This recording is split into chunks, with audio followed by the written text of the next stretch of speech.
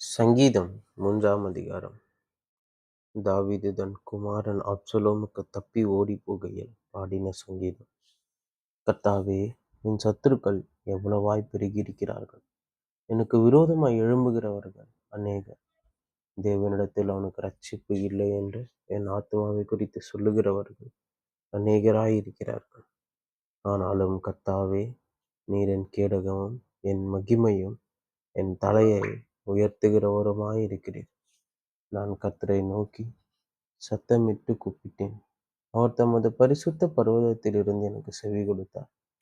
நான் படுத்துக்கொண்டு நித்திரை செய்தேன், விழித்துக் கொண்டேன். கர்த்தர் என்னை தாங்குகிறார்.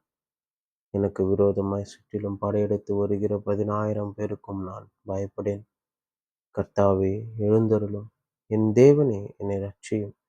நீர் என் பகைஞர் எல்லாரையும் தாடையிலே அடித்து துன்மார்க்கருடைய பற்களை தகர்த்து போட்டீர். இரட்சிப்பு கர்த்தருடையது. தேவரீருடைய ஆசீர்வாதம் உடைய ஜனத்தின் மேல் இருப்பதாக. சங்கீதம் 4ஆம் அதிகாரம். மெகினோத் என்னும் வாத்தியத்தில் வாசிக்க ராகத்தலைவனுக்கு ஒப்புவிக்கப்பட்ட தாவீதின் சங்கீதம். என் நீதியின் தேவனே, நான் கூப்பிடுகையில் எனக்கு செவி கொடு. நெருக்கத்தில் இருந்து எனக்கு விசாலம் உண்டாக்கினீர். எனக்கு இறங்கி என் விண்ணப்பத்தை கேட்டருளும். மனுபுத்திரரே, எதுவரைக்கும் என் மகிமையை அவமானப்படுத்தி வீணானதை விரும்பி பொய்யை நாடுவீர்கள்? பக்தியுள்ளவனை கர்த்தர் தமக்காக தெரிந்து கொண்டார் என்று அறியுங்கள். நான் கர்த்தரை நோக்கி கூப்பிடுகையில் அவர் கேட்பார். நீங்கள் கோபம் கொண்டாலும் பாவம் செய்யாதிருங்கள். உங்கள் படுக்கையிலே உங்கள் இருதயத்தில் பேசிக்கொண்டு அமர்ந்திருங்கள். நீதியின் பலிகளை செலுத்தி கர்த்தர் மேல் நம்பிக்கையாருங்கள். எங்களுக்கு நன்மை காண்பிப்பவன் யார் என்று சொல்லுகிறவர்கள் அநேகர். கர்த்தாவே, உம்முடைய முகத்தின் ஒளி எங்கள் மேல் பிரகாசிக்க பண்ணும். அவர்களுக்கு தானியமும் திராட்சரசமும் பெருகியிருக்கிற காலத்தின் சந்தோஷத்தை பார்க்கிலும் அதிக சந்தோஷத்தை என் இருதயத்தில் தந்தீர். சமாதானத்தோடு படுத்துக்கொண்டு நித்திரைத்தேன். கர்த்தாவே, நீர் ஒருவரே என்னை சுகமாய் தங்க பண்ணுகிறீர் என்பது. நீதிமொழிகள் 2ஆம் அதிகாரம்.